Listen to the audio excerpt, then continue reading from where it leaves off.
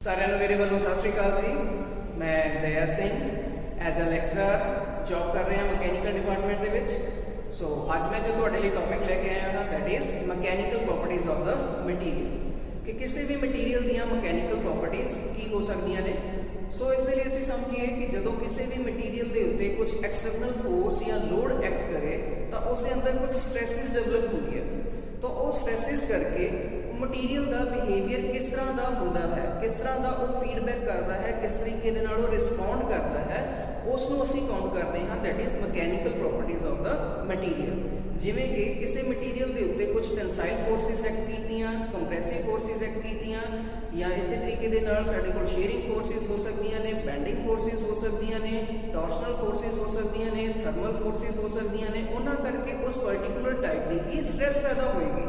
ਸੋ ਉਸ ਸਟ੍ਰੈਸ ਨੂੰ ਕੰਪਨਸੇਟ ਕਰਨ ਦੇ ਲਈ ਮਟੀਰੀਅਲ ਕਿਸ ਤਰੀਕੇ ਦੇ ਨਾਲ ਬਿਹੇਵ ਕਰੇਗਾ ਉਸ ਨੂੰ ਅਸੀਂ ਕਾਊਂਟ ਕਰਦੇ ਹਾਂ ਦੈਟ ਇਜ਼ ਮਕੈਨੀਕਲ ਪ੍ਰੋਪਰਟੀਜ਼।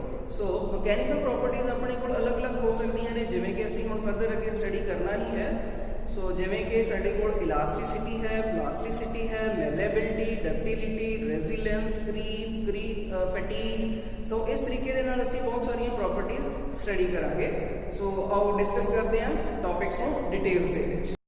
ਸੋ ਆਓ ਇੱਕ ਵਾਰੀ ਅਸੀਂ ਮਕੈਨੀਕਲ ਪ੍ਰੋਪਰਟੀਜ਼ ਨੂੰ ਰਿਟਨ ਫਾਰਮ ਦੇ ਵਿੱਚ ਵੀ ਦੇਖ ਲੈਂਦੇ ਹਾਂ ਕਿ ਅਗਰ ਸਾਨੂੰ ਐਗਜ਼ਾਮਸ ਦੇ ਵਿੱਚ ਲਿਖਣਾ ਪੈਂਦਾ ਹੈ ਕਿ ਮਕੈਨੀਕਲ ਪ੍ਰੋਪਰਟੀਜ਼ ਅਸੀਂ ਕਿਹਨਾਂ ਨੂੰ ਆਖਦੇ ਹਾਂ। ਸੋ ਆਖਦਾ ਹੈ ਜੀ that is when an external force is applied to a body or material then how the material behaves or respond to the applied force. ਕਿ ਜਦੋਂ ਕਿਸੇ ਵੀ ਮਟੀਰੀਅਲ ਦੇ ਉੱਤੇ ਕੁਝ ਐਕਸਟਰਨਲ ਫੋਰਸ ਲੱਗੀ ਤਾਂ ਮਟੀਰੀਅਲ ਕਿਸ ਤਰੀਕੇ ਨਾਲ ਬਿਹੇਵ ਕਰੇਗਾ, ਰਿਸਪੌਂਡ ਕਰੇਗਾ, ਉਸ ਨੂੰ ਅਸੀਂ ਕਾਊਂਟ ਕਰਦੇ ਹਾਂ that is mechanical properties. Those different modes of response given by the material are categorized as mechanical properties of the materials. So इस बारे गल कर ली है। The load applied in the different manners result in different properties of the same material. अगर same material ਦੇ ਉੱਤੇ ਅਸੀਂ ਅਲੱਗ-ਅਲੱਗ ਤਰ੍ਹਾਂ ਦਾ ਲੋਡ ਪਾਉਂਦੇ ਹਾਂ, ਜਿਵੇਂ ਕਿ ਅਸੀਂ ਪਹਿਲਾਂ ਵੀ ਗੱਲ ਕੀਤੀ ਸੀ, ਤਾਂ ਉਹ ਸਾਨੂੰ ਅਲੱਗ-ਅਲੱਗ ਤਰ੍ਹਾਂ ਦਾ ਰਿਸਪੌਂਡ ਦੇਗਾ। ਸੋ ਉਹਨਾਂ ਨੂੰ ਅਸੀਂ ਕਾਊਂਟ ਕਰਦੇ ਹਾਂ ਦੈਟ ਇਜ਼ ਮਕੈਨੀਕਲ ਪ੍ਰੋਪਰਟੀਜ਼। ਆਓ ਵਨ ਬਾਏ ਵਨ ਹੁਣ ਡਿਸਕਸ ਕਰਦੇ ਹਾਂ। That is first one is elasticity. So elasticity ਕੀ ਹੁੰਦੀ ਹੈ? ਅਸੀਂ ਇਸ ਨੂੰ ਕੁਝ ਐਕਸਪੈਰੀਮੈਂਟ ਦੇ ਥਰੂ ਸਮਝਣ ਦੀ ਕੋਸ਼ਿਸ਼ ਕਰਦੇ ਹਾਂ। ਮੇਰੇ ਹੱਥ ਦੇ ਵਿੱਚ ਹੁਣ ਇੱਕ ਸਟੀਲ ਫੁੱਟ ਰੂਲ ਹੈ, ਸਟੀਲ ਦਾ ਫੁੱਟ ਆ ਜੋ ਕਿ ਇੱਕ ਸਟੀਲ ਮਟੀਰੀਅਲ ਦਾ ਬਣਿਆ ਹੋਇਆ ਹੈ, ਤੁਸੀਂ ਦੇਖ ਸਕਦੇ ਹੋ। ਸੋ ਇਸ ਦੇ ਉੱਤੇ ਮੈਂ ਕੁਝ ਲੋਡ ਪਾ ਰਿਹਾ, ਇਹਨੂੰ ਕੁਝ ਬੈਂਡ ਕਰਨ ਦੀ ਕੋਸ਼ਿਸ਼ ਕਰ ਰਿਹਾ। ਤਾਂ ਸੋ ਤੁਸੀਂ ਇਸ 'ਤੇ ਦੇਖ ਸਕਦੇ ਹੋ ਇੱਕ ਸਾਈਡ ਤੋਂ ਮੈਂ ਇਸ ਨੂੰ ਸਟੇਸ਼ਨਰੀ ਰੱਖਿਆ, ਦੂਸਰੀ ਸਾਈਡ ਤੋਂ ਇਹਨੂੰ ਬੈਂਡ ਕਰ ਰਿਹਾ। ਸੋ ਕਾਫੀ ਜ਼ਿਆਦਾ ਬੈਂਡ ਹੋ ਗਿਆ। ਇੱਕ ਸਾਈਡ ਤੋਂ ਮੈਂ ਦੂਸਰੇ ਹੱਥ ਨਾਲ ਫੜਿਆ ਹੋਇਆ। ਸੋ ਜਿਵੇਂ ਹੀ ਮੈਂ ਇਸ ਨੂੰ ਛੱਡਦਾ ਹਾਂ ਇਹ ਹੌਲੀ ਹੌਲੀ ਆਪਣੀ ਓਰੀਜਨਲ ਪੋਜੀਸ਼ਨ 'ਤੇ ਵਾਪਸ ਆ ਜਾਂਦਾ। ਸੋ ਇਹ ਜੋ ਕਿਸੇ ਮਟੀਰੀਅਲ ਦੀ ਪ੍ਰੋਪਰਟੀ ਹੈ ਕਿ ਜਦੋਂ ਕਿਸੇ ਵੀ ਮਟੀਰੀਅਲ 'ਤੇ ਅਸੀਂ ਕੁਝ ਫੋਰਸ ਲਗਾਈਏ ਤਾਂ ਉਹ ਉਸ ਫੋਰਸ ਨੂੰ ਅਡਾਪਟ ਕਰ ਲਵੇ, ਸਟੋਰ ਕਰ ਲਵੇ, ਔਰ ਜਿਵੇਂ ਹੀ ਲੋਡ ਨੂੰ ਹਟਾਇਆ ਜਾਵੇ ਉਹ ਉਸ ਆਪਣੀ ਓਰੀਜਨਲ ਫਾਰਮ ਦੇ ਵਿੱਚ ਵਾਪਸ ਆ ਜਾਵੇ। ਉਸ ਨੂੰ ਅਸੀਂ ਕਾਊਂਟ ਕਰਦੇ ਹਾਂ ਦੈਟ ਇਜ਼ ਇਲਾਸਟਿਸਿਟੀ। ਹੁਣ ਅਸੀਂ ਡੈਫੀਨੇਸ਼ਨ ਤੋਂ ਦੇਖਦੇ ਹਾਂ ਜੀ ਇਲਾਸਟਿਸਿਟੀ ਕੀ ਹੁੰਦੀ ਹੈ। ਸੋ ਸਾਨੂੰ ਕਹਿ ਰਿਹਾ ਜੀ that is ਇਲਾਸਟਿਸਿਟੀ the property of material in which the material changes it's shape van the load is applied over it but it comes back into original shape van the load is removed. ਕਿ ਜਦੋਂ load ਨੂੰ remove ਕਰ ਦਿੱਤਾ ਤਾਂ material ਆਪਣੀ original position ਦੇ ਵਿੱਚ ਵਾਪਸ ਆ ਗਿਆ। ਸੋ ਉਸ ਪ੍ਰੋਪਰਟੀ ਨੂੰ ਮਟੀਰੀਅਲ ਦੀ ਅਸੀਂ ਆਖਦੇ ਹਾਂ ਦੈਟ ਇਜ਼ ਇਲਾਸਟਿਸਿਟੀ। ਸੋ ਇਹਨੂੰ ਅਸੀਂ ਮੇਜ਼ਰ ਕਿਸ ਤਰੀਕੇ ਨਾਲ ਕਰਦੇ ਹਾਂ? It is measured by a term called Young's modulus or modulus of elasticity. ਅਸੀਂ ਹੁਕਸ ਲਾਅ ਵੀ ਪੜ੍ਹਿਆ ਹੋਇਆ ਹੈ ਪਹਿਲਾਂ ਇੱਕ ਵਾਰ, ਤਾਂ ਉਹਦੇ ਬਾਰੇ ਲੇਟਰ ਔਨ ਵੀਡੀਓਜ਼ ਦੇ ਵਿੱਚ ਵੀ ਗੱਲ ਕਰਾਂਗੇ। ਸੋ ਉਹਦੇ ਅਕੋਰਡਿੰਗਲੀ ਅਸੀਂ ਜੋ ਟਰਮ ਲੈਂਦੇ ਹਾਂ that is Y is equals to stress over strain. Stress ਦੀ ਨੋਟੇਸ਼ਨ ਹੈ that is sigma and strain ਦੀ ਨੋਟੇਸ਼ਨ ਹੈ ਸਾਡੇ ਕੋਲ ਦੈਟ ਇਜ਼ ਸਮਾਲ ਈ, ਜਿਵੇਂ ਕਿ ਇੱਥੇ ਸਾਨੂੰ ਨਜ਼ਰ ਆ ਰਹੀ ਹੈ। ਤਾਂ ਇਸ ਕੇਸ ਦੇ ਵਿੱਚ ਜੋ ਵਾਈ ਰਿਪਰੈਜ਼ੈਂਟ ਕਰ ਰਿਹਾ ਹੈ ਦੈਟ ਇਜ਼ ਯੰਗਸ ਮੋਡੂਲਸ ਜਾਂ ਮੋਡੂਲਸ ਆਫ ਇਲਾਸਟਿਸਿਟੀ, ਜਿਸ ਨੂੰ ਅਸੀਂ ਕਾਊਂਟ ਕਰਦੇ ਹਾਂ ਟੂ ਕੈਲਕੂਲੇਟ ਦਾ ਇਲਾਸਟਿਸਿਟੀ। ਸੋ ਇਸ ਦੇ ਯੂਨਿਟਸ ਕੀ ਹੋਣਗੇ? ਜਿਵੇਂ ਕਿ ਸਾਡਾ ਫਾਰਮੂਲਾ ਦੱਸ ਹੀ ਰਿਹਾ ਹੈ that is Y is equals to stress over strain. Stress ਦੇ ਯੂਨਿਟਸ ਹੁੰਦੇ ਨੇ that is newton per square mm। So strain has no units, so ਇਹਦੇ ਯੂਨਿਟਸ ਵੀ ਸਾਡੇ ਕੋਲ ਕੀ ਆ ਗਏ that is newton per square mm। So ਇਹਦੇ ਵਿੱਚ ਨਾਲ ਹੀ ਇੱਕ ਹੋਰ ਚੀਜ਼ ਕਹਿ ਰਿਹਾ ਦੈਟ ਇਜ਼ ਵੈਰੀ ਇੰਪੋਰਟੈਂਟ ਕਿ ਇਹ ਸਾਡੇ ਕੋਲ ਇੱਕ ਟੈਂਪਰੇਰੀ ਡਿਫੋਰਮੇਸ਼ਨ ਹੈ। ਲੋਡ ਹਟਾਉਣ ਤੋਂ ਬਾਅਦ ਇਹ ਆਪਣੀ ਓਰੀਜਨਲ ਪੋਜੀਸ਼ਨ ਦੁਬਾਰਾ ਰੀਗੇਨ ਕਰ ਲੈਂਦਾ ਹੈ। ਨੈਕਸਟ ਮੈਂ ਇਸ ਕੁਛ ਛੋਟੇ ਜਿਹੇ ਡਾਇਗਰਾਮ ਦੇ ਥਰੂ ਇਲਾਸਟਿਸਿਟੀ ਨੂੰ ਸਮਝਾਉਣ ਦੀ ਕੋਸ਼ਿਸ਼ ਕੀਤੀ ਹੈ ਕਿ ਸਪੋਜ਼ ਮੇਰੇ ਕੋਲ ਕੁਛ ਇੱਕ ਸਟੀਲ ਦੀ ਰੋਡ ਸੀ, ਓਰੀਜਨਲ ਡਾਇਮੈਂਸ਼ਨ ਉਹਦੀ ਲੈਂਥ L ਹੈ, ਉਹਦਾ ਓਰੀਜਨਲ ਡਾਇਆਮੀਟਰ D ਹੈ। ਸੋ ਮੈਂ ਉਹਦੇ ਤੇ P ਅਮਾਊਂਟ ਦਾ ਲੋਡ ਦੋਨਾਂ ਸਾਈਡਾਂ ਤੇ ਅਪਲਾਈ ਕੀਤਾ, ਉਹਨੂੰ ਟੈਂਸਾਈਲ ਫੋਰਸਿਸ ਲਗਾ ਕੇ ਖਿੱਚਣ ਦੀ ਕੋਸ਼ਿਸ਼ ਕੀਤੀ। ਉਸਨੇ ਆਪਣੀ ਓਰੀਜਨਲ ਸ਼ੇਪ ਨੂੰ ਚੇਂਜ ਕਰਕੇ A ਤੋਂ A ਡੈਸ਼ ਤੇ B ਤੋਂ B ਡੈਸ਼ ਤੇ ਪਹੁੰਚ ਗਿਆ। ਬਟ ਜਦੋਂ ਹੀ ਮੈਂ ਲੋਡ ਹਟਾਇਆ ਤਾਂ ਉਹ ਆਪਣੀ original form as it is A ਤੇ B ਤੇ ਵਾਪਸ ਆ ਗਿਆ। ਤਾਂ ਇਸ ਤਰ੍ਹਾਂ ਦੀ ਮਟੀਰੀਅਲ ਦੀ ਪ੍ਰੋਪਰਟੀ ਨੂੰ ਕਹਾਂਗੇ ਦੈਟ ਇਜ਼ ਇਲਾਸਟਿਸਿਟੀ। ਆਓ ਸਟ੍ਰੈਸ ਸਟ੍ਰੇਨ ਕਰਵ ਡਾਇਗਰਾਮ ਤੋਂ ਇਲਾਸਟਿਸਿਟੀ ਨੂੰ ਸਮਝਣ ਦੀ ਕੋਸ਼ਿਸ਼ ਕਰੀਏ। ਅਸੀਂ ਇੱਕ ਗ੍ਰਾਫ ਲਿਆ ਹੈ between x Axis and y Axis. y Axis ਤੇ ਮੈਂ ਸਟ੍ਰੈਸ ਨੂੰ ਡਿਨੋਟ ਕੀਤਾ ਹੈ ਐਂਡ x ਐਕਸਿਸ ਦੇ ਉੱਤੇ ਮੈਂ ਸਟ੍ਰੇਨ ਨੂੰ ਡਿਨੋਟ ਕੀਤਾ ਹੈ।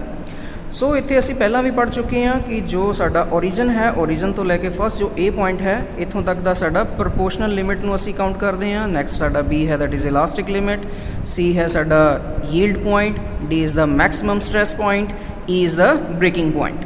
ਸੋ ਇੱਥੇ ਜੋ ਰੀਜ਼ਨ ਆਏਗਾ ਅੰਡਰ B ਉਸ ਨੂੰ ਅਸੀਂ ਕਾਊਂਟ ਕਰਾਂਗੇ ਦੈਟ ਇਜ਼ ਇਲਾਸਟਿਕ ਰੀਜ਼ਨ। ਇੱਥੇ ਨੀਚੇ ਲਿਖਿਆ ਵੀ ਹੋਇਆ ਹੈ ਜਿਵੇਂ ਹੀ ਕਿਸੇ ਪੁਆਇੰਟ ਨੇ B ਪੁਆਇੰਟ ਨੂੰ ਕ੍ਰੋਸ ਕਰ ਲਿਆ ਤਾਂ ਉਹ ਪਹੁੰਚ ਜਾਏਗਾ that is in plastic reason.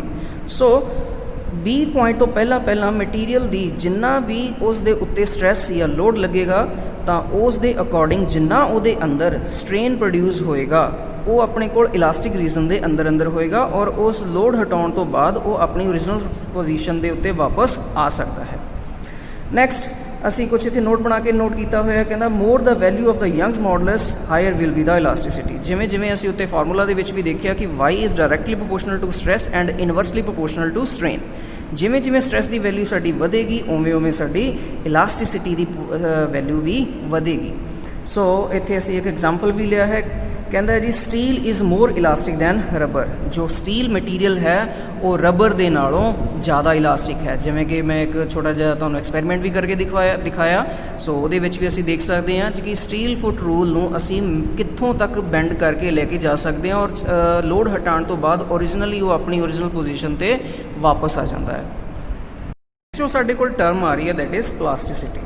ਹੁਣ ਪਲਾਸਟਿਸਿਟੀ ਕੀ ਹੈ? ਇਲਾਸਟਿਸਿਟੀ ਤੋਂ ਬਿਲਕੁਲ ਵਿਪਰੀਤ ਉਲਟੀ ਹੈ। ਹੁਣ ਡੈਫੀਨੇਸ਼ਨ ਤੋਂ ਦੇਖਦੇ ਹਾਂ ਇੱਕ ਵਾਰੀ। that is it is the property of the material by which a material is not able to regain its original shape when the load is removed। ਕਿ ਜਦੋਂ ਅਸੀਂ ਕਿਸੇ ਮਟੀਰੀਅਲ ਦੇ ਉੱਤੇ ਕੁਝ ਲੋਡ ਲਗਾਇਆ, ਉਹ ਲੋਡ ਲਗਾਉਣ ਤੋਂ ਬਾਅਦ ਮਟੀਰੀਅਲ ਨੇ ਆਪਣੀ ਕੁਝ ਡਿਫੋਰਮੇਸ਼ਨ ਸ਼ੋ ਕੀਤੀ, ਆਪਣੀ ਓਰੀਜਨੈਲਿਟੀ ਨੂੰ ਖਰਾਬ ਕਰਤਾ।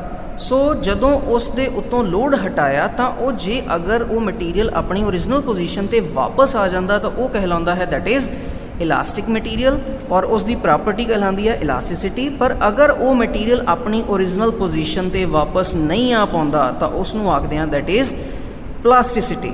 ਸੋ ਮੇਰੇ ਹੱਥ ਦੇ ਵਿੱਚ ਹੁਣ ਇੱਕ ਛੋਟਾ ਜਿਹਾ ਸਪਰਿੰਗ ਹੈ ਜਿਹੜਾ ਕਿ ਅਸੀਂ ਪੈਨ ਦੇ ਵਿੱਚ ਯੂਜ਼ ਕਰਦੇ ਹਾਂ। ਸੋ ਇਸ ਨੂੰ ਸਪੋਜ਼ ਹੁਣ ਮੈਂ ਦੋਨਾਂ ਸਾਈਡਾਂ ਤੋਂ ਫੜ ਕੇ ਖਿੱਚਣਾ ਸਟਾਰਟ ਕਰਤਾ, ਉਹਨਾਂ ਕੁ ਖਿੱਚਾਂ ਕਿ ਆਪਣੀ ਓਰੀਜਨਲ ਪੋਜੀਸ਼ਨ 'ਤੇ ਵਾਪਸ ਆ ਜਾਵੇ। ਅਗਰ ਇਹ ਆਪਣੀ ਓਰੀਜਨਲ ਪੋਜੀਸ਼ਨ 'ਤੇ ਵਾਪਸ ਆ ਰਿਹਾ ਹੈ ਤਾਂ ਇਹ ਹੈ ਇਲਾਸਟਿਸਿਟੀ। ਅਗਰ ਮੰਨ ਲਓ ਇਹਦੇ 'ਤੇ ਮੈਂ ਥੋੜ੍ਹਾ ਜਿਹਾ ਵੀ ਅਗਰ ਜ਼ਿਆਦਾ ਲੋਡ ਪਾਤਾ ਤਾਂ ਇਹਨੇ ਆਪਣੀ ਓਰੀਜਨਲ ਪੋਜੀਸ਼ਨ ਦੇ ਉੱਤੇ ਵਾਪਸ ਕਦੇ ਵੀ ਨਹੀਂ ਆਉਣਾ। ਸੋ ਇਸ ਪ੍ਰੋਪਰਟੀ ਨੂੰ ਅਸੀਂ ਕਹਾਂਗੇ that is plasticity. So this property is opposite to the elasticity. It is a permanent deformation of the material. ਕਿ ਅਸੀਂ ਹੁਣੀ ਦੇਖਿਆ ਹੈ ਕਿ ਇਹ ਸਾਡੇ ਕੋਲ ਪਰਮਾਨੈਂਟ ਡਿਫੋਰਮੇਸ਼ਨ ਹੋਏਗੀ ਕਿਸੇ ਵੀ ਮਟੀਰੀਅਲ 'ਤੇ। ਕਿਉਂਕਿ ਉਹ ਆਪਣੀ ਓਰੀਜਨਲ ਫਾਰਮ ਦੇ ਵਿੱਚ ਵਾਪਸ ਨਹੀਂ ਆ ਸਕਦੀ। It is a property of the material which helps the metal to be formed and shaped into machine parts and components without cracking। ਇਹ ਮਟੀਰੀਅਲ ਦੀ ਉਹ ਪ੍ਰੋਪਰਟੀ ਹੈ ਜਿਸ ਕਰਕੇ ਮਟੀਰੀਅਲ ਆਪਣੀ ਓਰੀਜਨਲ ਫਾਰਮ ਦੇ ਵਿੱਚ ਬਣਿਆ ਰਹਿੰਦਾ ਹੈ, ਰਿਜਿਡ ਫਾਰਮ ਦੇ ਵਿੱਚ, ਵਿਦਾਊਟ ਕ੍ਰੈਕਿੰਗ। ਕਿ ਜਦੋਂ ਕਿਸੇ ਵੀ ਕੰਪੋਨੈਂਟ ਨੂੰ ਅਸੀਂ ਡਿਜ਼ਾਈਨ ਕਰਦੇ ਹਾਂ, ਸਪੋਜ਼ ਮੈਂ ਕਿਸੇ ਮਟੀਰੀਅਲ ਦੀ ਮਸ਼ੀਨਿੰਗ ਕੀਤੀ, ਕਾਸਟਿੰਗ ਕੀਤੀ ਔਰ ਉਹ ਆਪਣੀ ਰਿਜਿਡ ਫਾਰਮ ਦੇ ਵਿੱਚ ਸਟੇਬਲੀ ਬਣਿਆ ਰਵੇ, ਉਹ ਕਿਹੜੀ ਪ੍ਰੋਪਰਟੀ ਹੈ? That is plasticity. So next ਗੱਲ ਕਰ ਰਿਹਾ that is in stress strain curve diagram for the mild steel the area of the curve after point B shows the plastic region और plasticity of the material। ਕਿ ਜਿਵੇਂ ਹੀ ਅਸੀਂ ਪਹਿਲੇ diagram ਦੇ ਵਿੱਚ ਦੇਖਿਆ ਸੀ, ਦੁਬਾਰਾ ਫਿਰ ਦੇਖਦੇ ਹਾਂ ਕਿ ਜਿਵੇਂ ਹੀ ਅਸੀਂ ਸਟ੍ਰੈਸ ਸਟ੍ਰੇਨ ਕਰਵ ਡਾਇਗਰਾਮ ਦੇ ਵਿੱਚ ਗੱਲ ਕਰਦੇ ਹਾਂ ਕਿ ਸਾਡੇ ਕੋਲ ਜੋ ਸਟ੍ਰੈਸ ਸਟ੍ਰੇਨ ਕਰਵ ਡਾਇਗਰਾਮ ਹੈ with stress and strain on different Axis for mild steel. ਤਾਂ ਇਹਦੇ ਵਿੱਚ ਜੋ ਏਰੀਆ ਸਾਡੇ ਕੋਲ B ਪੁਆਇੰਟ ਤੋਂ ਬਾਅਦ ਅੱਗੇ ਆਇਆ B C D E ਔਰ ਇਹ ਏਰੀਆ ਸਾਰਾ ਇਨ ਬਿਟਵੀਨ ਕਹਿਲਾਉਂਦਾ ਹੈ ਦੈਟ ਇਜ਼ ਪਲਾਸਟਿਕ ਰੀਜਨ। ਹੁਣ ਇਸ ਨੂੰ ਹੁਕਸ ਲਾਅ ਤੋਂ ਸਮਝਣ ਦੀ ਕੋਸ਼ਿਸ਼ ਕਰਦੇ ਹਾਂ, ਜਿਵੇਂ ਕਿ ਅਸੀਂ ਪਿੱਛੇ ਇਲਾਸਟਿਸਿਟੀ ਦੇ ਵੀ ਕੇਸ ਦੇ ਵਿੱਚ ਕੀਤਾ ਕਿ ਜੋ ਯੰਗਸ ਮੋਡੂਲਸ ਦਾ ਫਾਰਮੂਲਾ ਹੁੰਦਾ ਹੈ that is stress over strain ਹੁੰਦਾ ਹੈ। ਸੋ ਇੱਥੋਂ ਹੀ ਅਸੀਂ ਪਲਾਸਟਿਸਿਟੀ ਨੂੰ ਵੀ ਦੇਖਦੇ ਹਾਂ, ਇਹਦੇ 'ਤੇ ਕੀ ਇਫੈਕਟ ਪਏਗਾ ਕਿਸੇ ਵੀ ਮਟੀਰੀਅਲ ਦੀ ਪਲਾਸਟਿਸਿਟੀ ਦੇ ਉੱਤੇ। So as the value of y ਡਿਕਰੀਜ਼ਿਸ, ਜਿਵੇਂ ਹੀ ਆਪਣੇ ਕੋਲ ਯੰਗਸ ਮੋਡੂਲਸ ਦੀ ਵੈਲਿਊ ਡਿਕਰੀਜ਼ ਕਰਦੀ ਹੈ, ਦਾ ਵੈਲਿਊ ਆਫ ਪਲਾਸਟਿਸਿਟੀ ਇਨਕਰੀਜ਼ ਕਰਦੀ ਹੈ। ਜਾਂ ਅਸੀਂ ਉਲਟਾ ਕਹਿ ਸਕਦੇ ਹਾਂ ਕਿ ਜਿਵੇਂ ਜਿਵੇਂ ਸਾਡੇ ਕੋਲ y ਦੀ ਵੈਲਿਊ ਡਿਕਰੀਜ਼ ਕਰੇਗੀ ਉਵੇਂ ਉਵੇਂ ਇਲਾਸਟਿਸਿਟੀ ਵੀ ਡਿਕਰੀਜ਼ ਕਰੇਗੀ। ਸੋ ਇਹਦੇ ਕੁਝ ਐਗਜ਼ਾਮਪਲਸ ਨੇ। ਕਹਿੰਦਾ lead at room temperature is more plastic, ਕਿ ਰੂਮ ਟੈਂਪਰੇਚਰ ਦੇ ਉੱਤੇ ਲੈਡ ਜੋ ਮਟੀਰੀਅਲ ਹੈ ਉਹ ਸਾਡਾ ਜ਼ਿਆਦਾ ਪਲਾਸਟਿਸਿਟੀ ਸ਼ੋ ਕਰੇਗਾ। ਇਸੇ ਤਰ੍ਹਾਂ ਹੀ ਸਾਡਾ ਜੋ ਕਾਸਟ ਆਇਰਨ ਹੈ ਉਹਦੀ ਇਲਾਸਟਿਸਿਟੀ ਪੂਅਰ ਹੁੰਦੀ ਹੈ, ਉਸ ਦੀ ਪਲਾਸਟਿਸਿਟੀ ਪੂਅਰ ਹੁੰਦੀ ਹੈ। Can not be shaped by forging even in hot state, ਕਿ ਜੋ ਕਾਸਟ ਆਇਰਨ ਹੈ ਉਸ ਦੀ ਅਸੀਂ ਫੋਰਜਿੰਗ ਨਹੀਂ ਕਰ ਸਕਦੇ ਕਿਉਂਕਿ ਉਸ ਦੀ ਜੋ ਪਲਾਸਟਿਸਿਟੀ ਹੈ ਉਹ ਕਾफ़ੀ ਜ਼ਿਆਦਾ ਪੂਅਰ ਮੰਨੀ ਗਈ ਹੈ। ਨੈਕਸਟ ਸਾਡੀ ਪ੍ਰੋਪਰਟੀ ਹੈ ਦੈਟ ਇਜ਼ ਸਟਿਫਨੈਸ। तो स्टिफनेस की है the ability of the material to resist deflection or elastic deformation under applied load is called stiffness or rigidity. इनू समझण दे लई मान लो मेरे को एक पीस है मैटल का और उस पीस के उत्ते मैं कुछ लोड पा रहा, जिमें कि फॉर एग्जाम्पल मेरे को एक मैटल का पीस है, यदि अपनी कुछ थिकनेस है, मैं ये कुछ वेट पा रहा, कुछ लोड पा रहा, तो वो कितना लोड पाउण ते इसकी कंप्रैसिबिलिटी या इसकी इलोंगेशन कितनी हो सकती है और उस डिफॉर्मेशन होने तो जो मेरी रेजिस्टेंस ये मटीरियल ऑफर करेगा उसनों असी काउंट करते हैं दैट इज़ स्टिफनेस।